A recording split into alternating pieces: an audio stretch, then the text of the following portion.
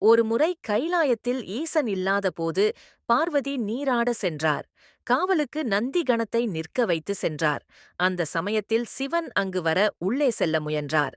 அவரை நந்தி தடுத்து, பார்வதி தேவி நீராடச் செல்வதாகவும் யாரையும் உள்ளே அனுமதிக்காதே என எனக்கு கட்டளையிட்டு காவலுக்கு வைத்து சென்றுள்ளார். அதனால் தாங்கள் உள்ளே செல்ல வேண்டாம் என கேட்டுக்கொண்டார். அதற்கு சிவன், பார்வதி தேவி என் துணைவி, அதனால் இந்த கட்டளை என்னை தடுக்காது என கூறி உள்ளே சென்றார்.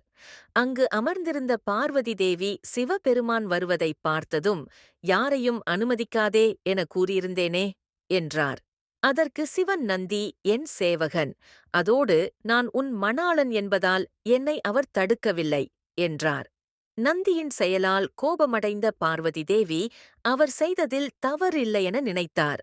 ஆனால் பாதுகாவலனாக நிற்பவர் யாரையும் உள்ளே விடாதபடி அறிவாளியாகவும் பலசாலியாகவும் தனக்கென பாதுகாவலனாகவும் இருக்க வேண்டும் என பார்வதி தேவி நினைத்தார். அந்த ஞாபகத்திலேயே நீராடச் சென்ற பார்வதி அவர் பூசிக்கொண்டிருந்த மஞ்சளையும் சந்தனத்தையும் பிடித்து ஒரு உருவமாக்கினார். அதற்கு உயிரையும் அவரே கொடுத்தார். அவரே கணபதியானார். அப்படி உருவான கணபதி மற்றொரு முறை நந்திக்கு பதிலாக காவலுக்கு நின்றார்.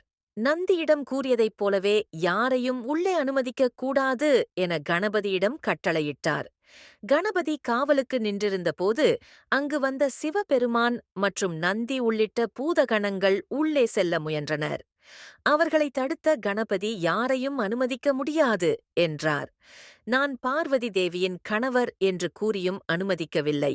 இதனால் கோபமடைந்த ஈசன் கணங்களிடம் கூறி சிறுவனை அங்கிருந்து அகற்றுங்கள் என கூறி சென்றார்.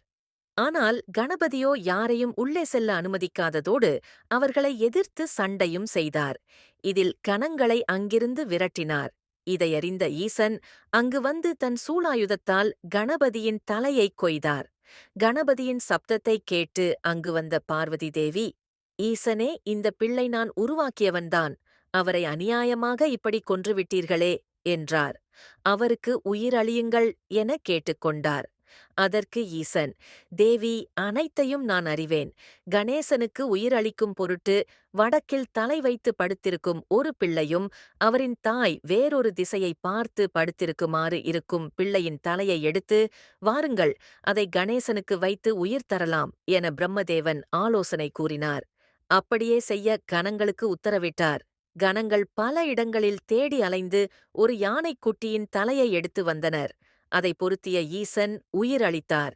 இப்படி யானையின் தலை பொருத்திவிட்டீர்களே சுவாமி என தேவி கேட்டதற்கு, கஜமுகாசுரன் எனும் அரக்கன் உயிர்களை துன்புறுத்தி வருகின்றார். அவரை அழிக்க வேண்டுமென்றால் ஆண் பெண் சம்பந்தப்படாமல் பிறக்கும் ஒருவரால்தான் முடியும். அதோடு அவன் மனிதனாகவோ அவன் பார்க்க இருக்கக்கூடாது என வரம் பெற்றுள்ளான். கஜமுகாசுரனை அழிப்பதற்காகவே கணேசனாக அவதரித்துள்ளார். அதோடு அவர் முழு முதல் கடவுளாக விளங்குவார். யார் எங்கு பூஜை செய்தாலும் அதில் கணபதிக்கு தான் முதல் பூஜையும் ஆரத்தியும் நடக்கும் என வரம் கொடுத்தார். இதன் காரணத்தால் கணபதி யானை முகத்துடன் காட்சியளிக்கின்றார். அதோடு முழு முதல் கடவுளாக வழிபட்டு வருகின்றோம்.